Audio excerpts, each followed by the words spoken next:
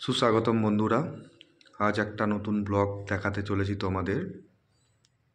ব্লগটা শেষ পর্যন্ত দেখো, তোমরা দেখলে বেশ মজা পাবে এবং তোমাদের মধ্যেও একটা বাইরে যাওয়ার অভিজ্ঞতা বাড়বে।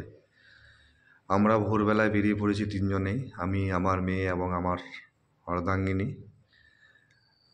কুয়াশাচ্ছন্ন ভোরবেলা, আস্তে আস্তে সকাল হচ্ছে, কিন্তু চারিদিক কুয়াশায় ভর্তি। রাস্তার প্রাকৃতিক সৌন্দর্য খুব সুন্দর।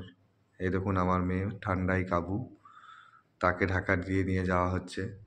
বাচ্চা তো, এটা কুয়াশা, ক্যানেলের সামনেই ক্যানেল আছে বাঁ দিয়ে, এবং প্রচণ্ড ঠান্ডা। ঠান্ডায় এই দেখুন ঢাকা নিয়ে পড়েছে। এটা দেখছেন পাঁচড়ার cotton mill, Mayurakshi cotton mill. এখানে সুতো তৈরি হয়। এটা আপনারা বিশ্বকর্মা পুজোর সময় দেখতে পারবেন, খোলা থাকে। এই দেখতে দেখতে আমরা পাঁচড়া রেলওয়ে স্টেশন চলে এসেছি। এখান থেকে আমাদের গন্তব্য শুরু। আমরা যাব প্রথমে ব্যান্ডেল। এই দেখুন আমার মেয়ে নেমে পড়েছে, আমার অর্ধাঙ্গিনীও নেমে পড়েছে পাঁচড়ায়। পাঁচড়ায় আমাদের ট্রেন ময়ূরাক্ষী 6:55 ট্রেন।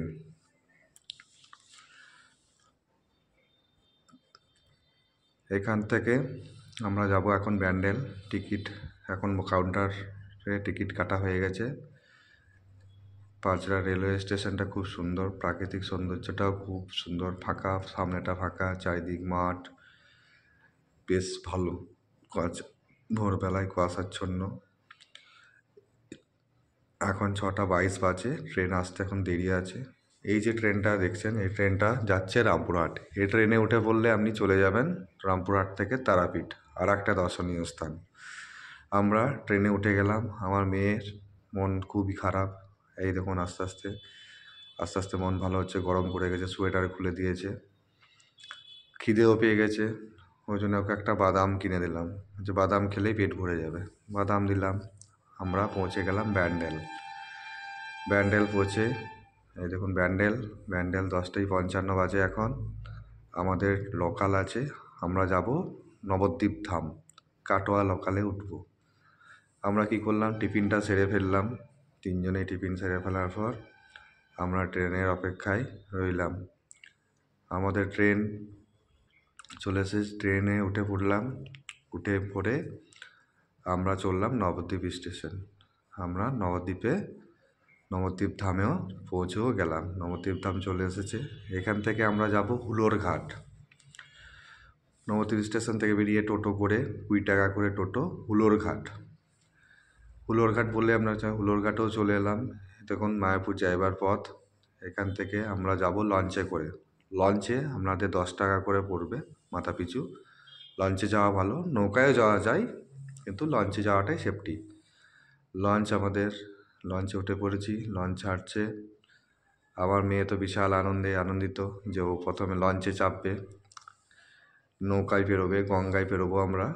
এই দেখুন মেয়ে বলছে, বাবা ভয় লাগছে, একবার জল সামনেই, বিশাল গভীর জল। এই দেখুন কুয়াশাচ্ছন্ন বলে আমরা খালি চোখে আমরা মায়াপুর ঘাট পৌঁছে গেছি। মায়াপুর ইস্কন মন্দির দেখতে পাচ্ছিলাম না। এই দেখুন টোটোতে আমরা মায়াপুর ইস্কন মন্দির চলে এলাম।